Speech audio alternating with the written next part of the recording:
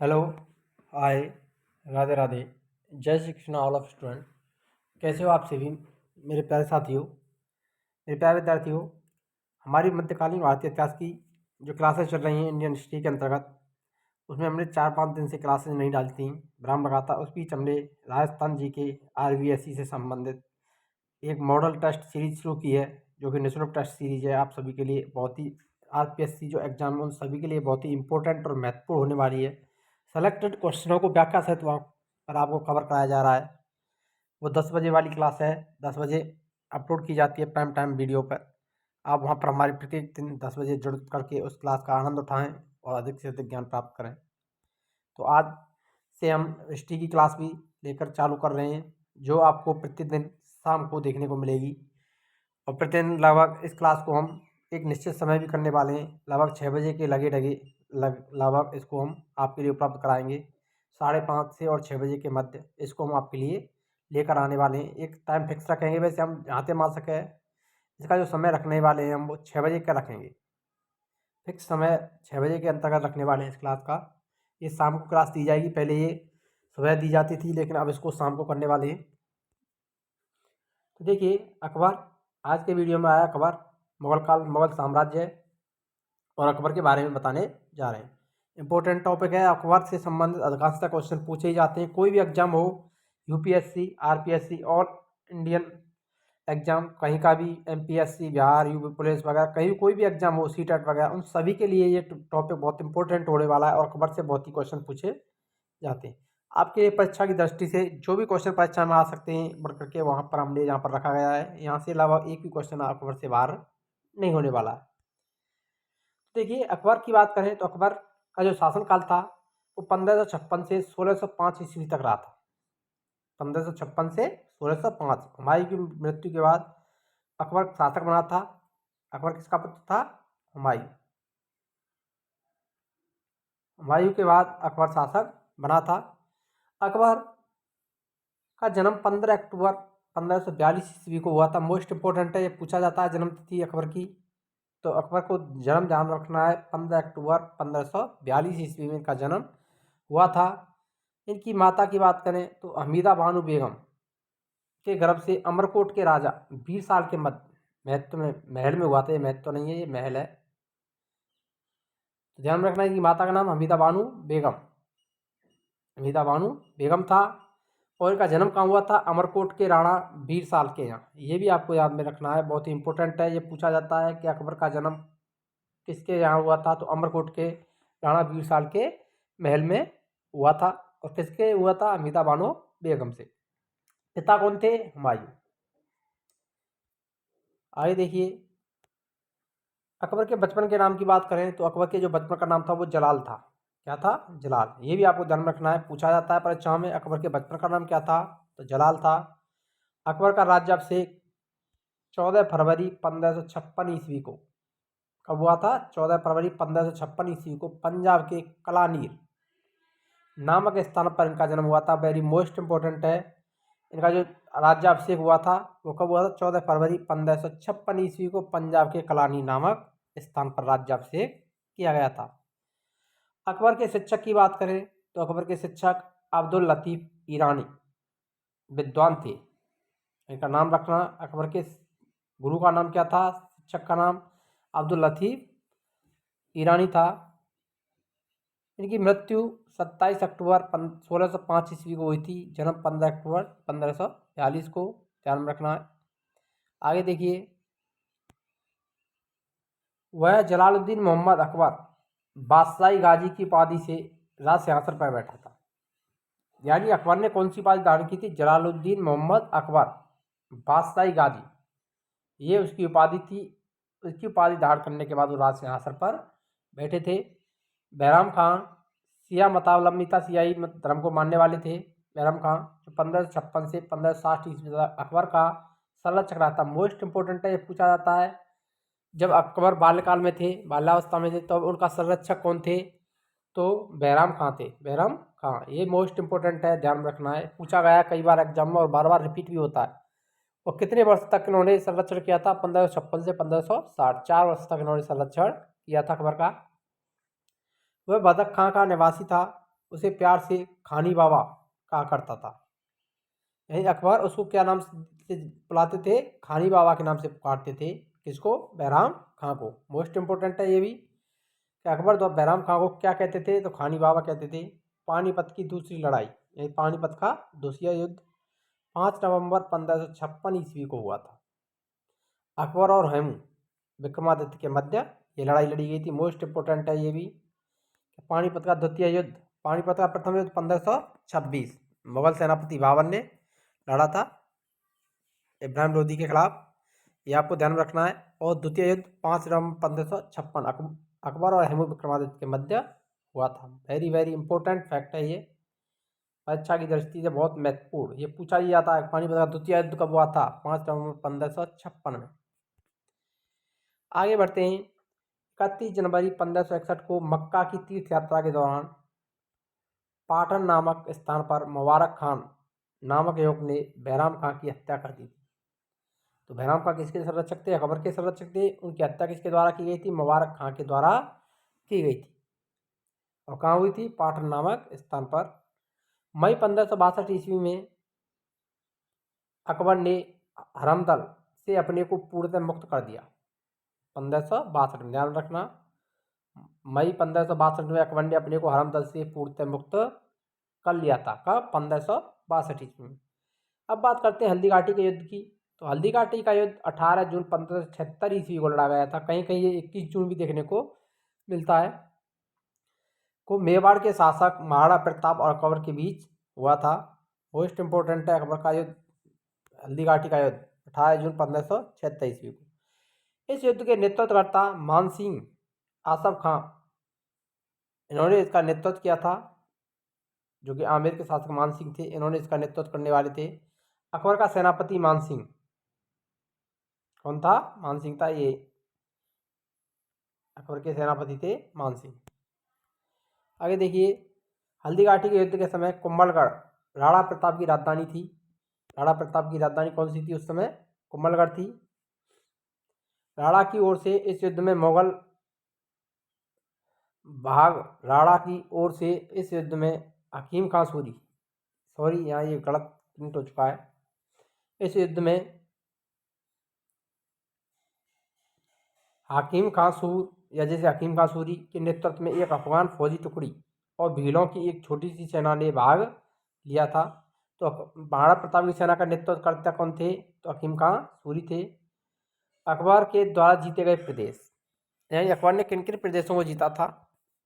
तो देखिए, पहला मालवा प्रदेश, यहाँ के शासक बाज बहादुर 1561 ईस्वी में इसको जीता था। मुगल सेनापति आदम खां और पीर मोहम्मद, ये अकबर के जो सेनापति कौन थे? आदम खां और पीर मोहम्मद थे। दूसरा प्रदेश चुनार को विजय किया था। यहाँ शासन अफगानों का शासन था। 1562 ईस्वी में इन्होंने चुनार पर विजय प्राप्त की थी और मुगल सेनापति अब्दुल्ला खान थे। कौन थे अकबर के सेनापति? मुगल सेनापति अब्दुल्ला खान।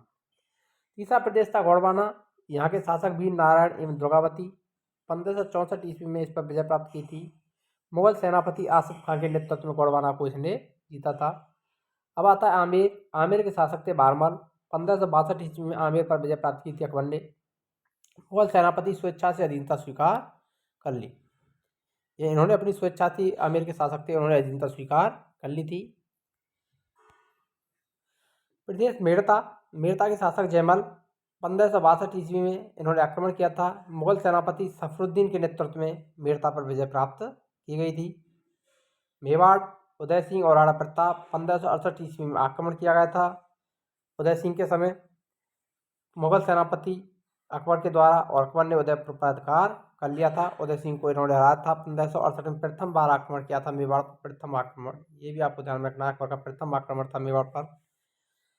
प्रदेश मेवाड़, शासक उदय सिंह एवं राणा प्रताप 1576 ईस्वी में हल्दी घाटी का जो युद्ध हुआ था मुगल सेनापति मान सिंह और आसिफ खान के नेतृत्व में। रणथंभौर सृजनहाड़ा यहाँ के शासक थे। 1569 ईस्वी में आक्रमण किया था मुगल सेनापति भगवंत दास और अकबर। आगे देखिए, कालिंजर, यहाँ के शासक रामचंद्र थे। 1569 ईस्वी में यहाँ पर आक्रमण किया था। मुगल सेनापति मजनू खां और काक शाह। मारवाड़ प्रदेश लाभचंद्र सेन, जिसे मारवाड़ का भूला बिसरा शासक कहा जाता है, और मारवाड़ का प्रताप भी कहा जाता है। ये भी ध्यान में रखना है। मारवाड़ का प्रताप कौन था? लाभचंद्र सेन। 1570 ईस्वी में आक्रमण हुआ था। मुगल सेनापति स्वेच्छा से अधीनता स्वीकारी, इन्होंने स्वेच्छा से अधीनता स्वीकार कर ली थी। प्रदेश जैसलमेर, शासक रावा लहरी राय। 1570 ईस्वी में आक्रमण हुआ था। मुगल सेनापति स्वेच्छा से अधीनता स्वीकार कर ली। बीकानेर के शासक कल्याणमल, 1570 ईस्वी, जो नागौर दरबार लगाया था अकबर के द्वारा, मुगल सेनापति स्वेच्छा से अधीनता स्वीकार कर ली गई थी। आगे आता है गुजरात। यहाँ के मुजफ्फर खान तृतीय का शासन था। 1571 ईस्वी में मुगल सेनापति सम्राट अकबर स्वयं इसके द्वारा आक्रमण किया गया था। गुजरात विजय के उपलक्ष्य में अकबर ने बाद में बुलंद दरवाजे का निर्माण करवाया था। प्रदेश बिहार और बंगाल में दाऊद खान शासक, 1574 और 76 ईस्वी में आक्रमण हुआ था यहाँ पर। मुगल सेनापति कौन थे? मुनीम खान खाना।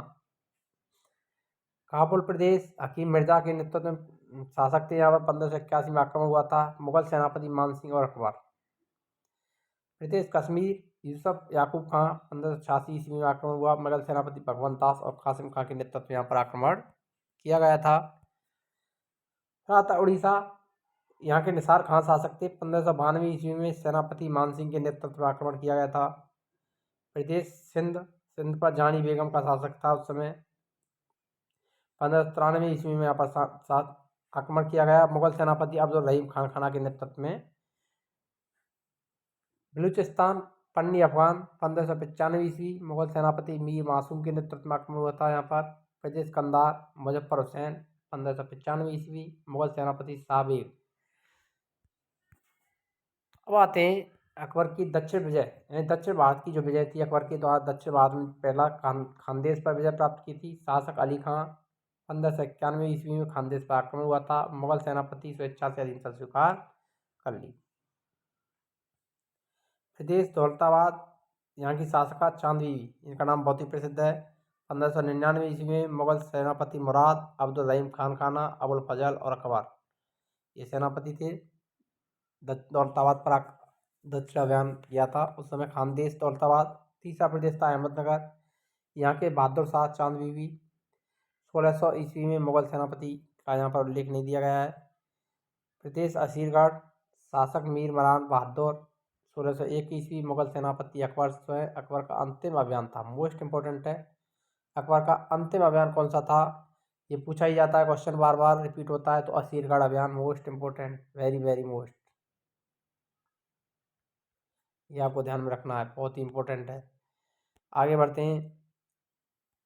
अकबर के द्वारा किए गए महत्वपूर्ण कार्य, यानी अकबर ने अब कौन कौन से कार्य किए थे। सबसे पहला कार्य आता है अकबर का दास प्रथा का 1562 ईस्वी, मोस्ट इंपॉर्टेंट है ये, यहाँ से क्वेश्चन पूछे जाते हैं। ये सभी इंपॉर्टेंट है, ये फैक्ट जो आपके लिए रखे गए। दास प्रथा का सबसे पहले अंत किया था 1562 ईस्वी में। अकबर को हरमदल से मुक्ति भी 1562 ईस्वी में मिली थी, दूसरा ये कार्य था। हरमदल से मुक्ति, पहला दास प्रथा का अंत। फिर तीर्थ यात्रा कर की समाप्ति 1563 ईस्वी में की गई थी। तीर्थ यात्रा कर को समाप्त किया था 1563 ईस्वी में। दास प्रथा का अंत, हरमदल से मुक्ति, तीर्थ यात्रा कर समाप्त। क्रमबद्धता पूछी जाती है, दास प्रथा, तीर्थ यात्रा। जजिया कर को समाप्त किया था 1564 ईस्वी में, ये भी पूछा ही जाता है, क्रम पूछे जाते हैं। अकबर के द्वारा जजिया कर की समाप्ति 1564 ईस्वी। फतेहपुर सीकरी की स्थापना और राजधानी का आगरा से फतेहपुर सीकरी स्थानांतरण 1571 ईस्वी में किया गया था। इबादत खाने की स्थापना 1575 में, मोस्ट इंपॉर्टेंट है ये भी। इबादत खाने की स्थापना कभी थी? 1575। इनके क्रम पूछे जाते हैं। फतेहपुर सीकरी की स्थापना 1571 में, इसीलिए एक क्रम से एक ही साथ हमने आपको लिए रख दिया इनको। इबादत खाने में सभी धर्मों के लोगों के प्रवेश की अनुमति 1578 ईस्वी में प्रदान कर दी गई थी अकबर के द्वारा। मजहर की घोषणा 1569 ईस्वी में की गई। दीन इलाही की स्थापना 1582 में की गई थी, मोस्ट इंपॉर्टेंट है ये भी। दीन इलाही की स्थापना अकबर द्वारा कब हुई थी? 1582 में। और मजहर की घोषणा 1569 ईस्वी में। इलाही सम्मत की शुरुआत 1583 ईस्वी, मोस्ट इंपॉर्टेंट है ये भी, इलाही सम्मत। राजधानी का लाहौर स्थानांतरित 1585 ईस्वी।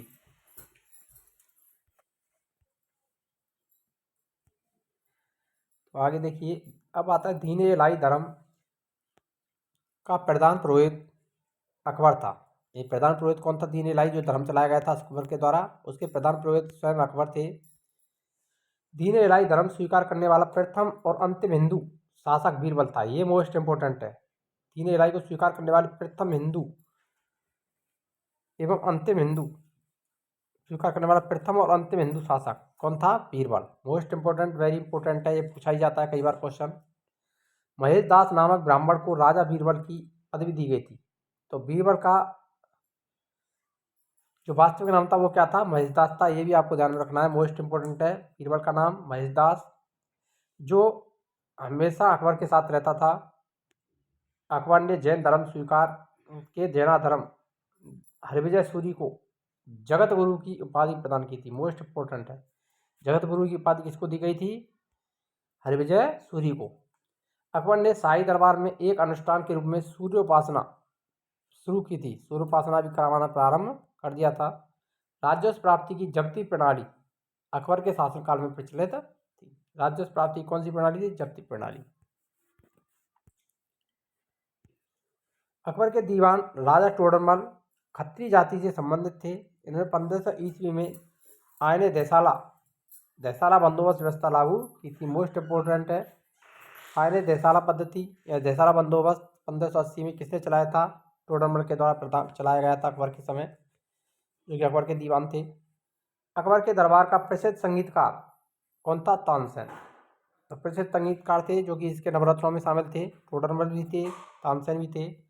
अकबर के दरबार के प्रसिद्ध चित्रकार अब्दुल समद। अब्दुल समद किसके दरबार के प्रसिद्ध चित्रकार थे? अकबर के दरबार के प्रसिद्ध चित्रकार थे। साथ ही साथ दसवंत एवं बसामन अकबर के दरबार के चित्रकार भी थे। दसवंत, बसामन, अब्दुल समद, ये तीनों अकबर के दरबार में थे। प्रमुख चित्रकारों में ये पूछे जाते हैं, चित्रकारों के नाम भी। अकबर के शासनकाल के प्रमुख गायकों में तानसेन, बाज बहादुर, बाबा रामदास, बेजू बावरा, ये किसके समय के काल के थे? अकबर के शासनकाल के प्रमुख गायक थे। अकबर की शासन प्रणाली की प्रमुख विशेषता मनसबदारी प्रथा थी। कौन सी प्रथा थी? मनसबदारी प्रथा। आगे देखिए, अकबर के समकालीन प्रसिद्ध सूफी संत की बात करें तो शेख सलीम चिश्ती अकबर के समकालीन चिश्ती संत थे। अकबर की मृत्यु 16 अक्टूबर 1605 ईस्वी में हुई। इसे आगरा के निकट सिकंदरा में दफनाया गया था। मोस्ट इंपोर्टेंट है। कौन से स्थान पर इनको दफनाया गया था? सिकंदरा में दफनाया गया था। ये आपको ध्यान में रखना है, कौन सा स्थान था? सिकंदरा में इनको दफनाया गया था।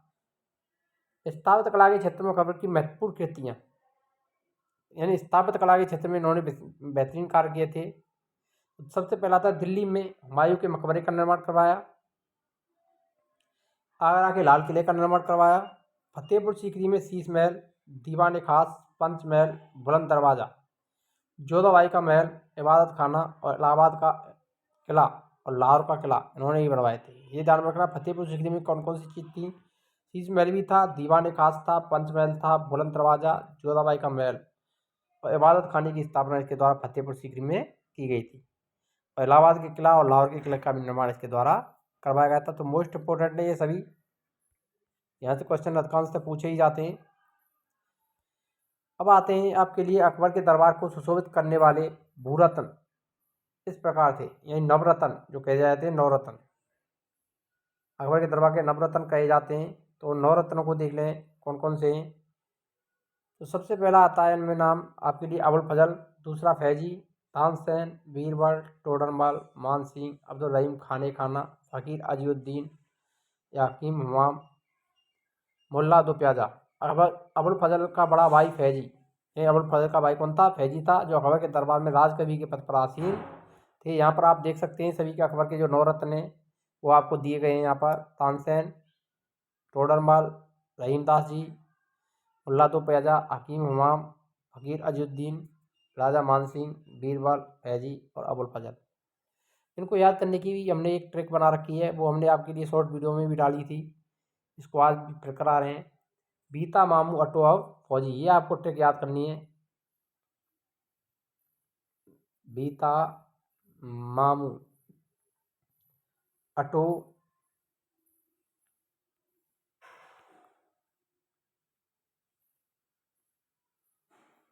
अब फौजी।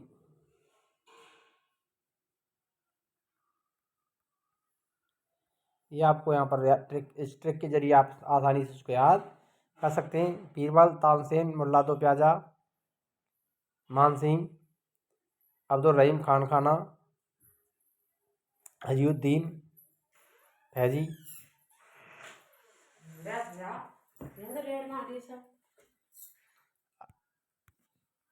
आगे देखिए।